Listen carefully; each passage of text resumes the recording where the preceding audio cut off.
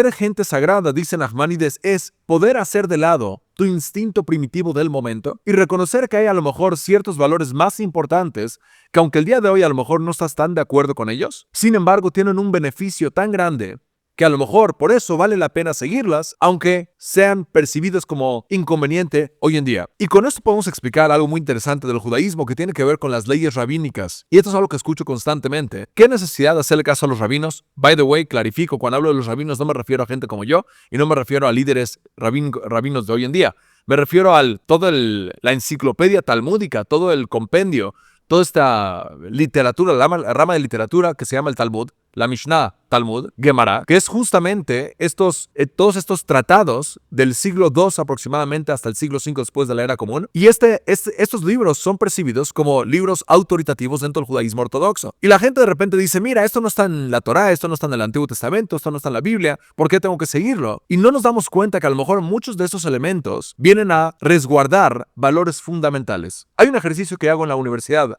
donde le pregunto a los alumnos, les digo, si tú podrías modificar la religión, ¿qué modificarías de tu propia religión? Te pregunto a ti, ¿qué modificarías tú de tu religión? ¿Habrán algunos elementos que dices ya no son relevantes, hay que quitarlos? Y la gente generalmente tiene respuestas, quitaría esto, modificaría esto, integraría esto, más inclusividad, más diversidad, etcétera, etcétera. Lo que es un común denominador es que la gente siempre menciona que hay que resguardar la esencia de la religión. Podemos modificar lo que tú quieras, pero hay que resguardar la esencia de la religión. Ok, les pregunto cuál es la esencia de la religión. Y un dato muy curioso, un resultado muy interesante, es que la gran mayoría de la gente no responde de la misma manera. O sea que yo percibo la esencia del judaísmo de cierto modo, pero a lo mejor otra persona percibe el judaísmo de otra manera.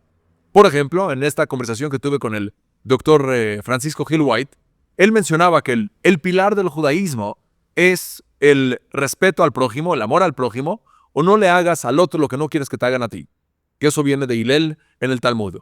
Sin embargo, yo a lo mejor respondería que sigue la voluntad de Dios. Reconoce que hay un solo creador y de ese creador reconoce que tienes que seguir esa voluntad. ¿Quién de los dos tiene razón? Es curioso porque yo voy a fundamentar mis argumentos de pasajes de la Torá y él lo va a hacer también o de la Torá o del Talmud. Y la realidad es que esos dos elementos, ya sea el respeto, amor al prójimo o el daño al prójimo, están basados en el Talmud. Pero mi respuesta también, el primer mandamiento, de tendrás un solo Dios. Y ese fue el primer mandamiento que Dios otorgó. Entonces, ¿quién tiene razón? Yo argumentaría que yo, él argumentaría que él. Los dos nos basaríamos en fuentes autoritativas, pero lo que eso te da a entender es que no todos percibimos la religión de la misma manera. Por lo tanto, él va a estar dispuesto a modificar o interpretar ciertos elementos de la Torá de cierto modo, y yo estaré dispuesto a interpretar otros elementos.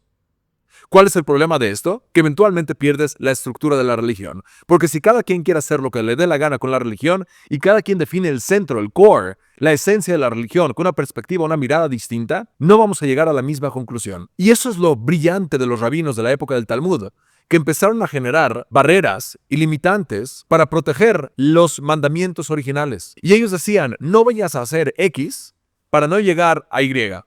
No vayas a hacer Y para no llegar a Z.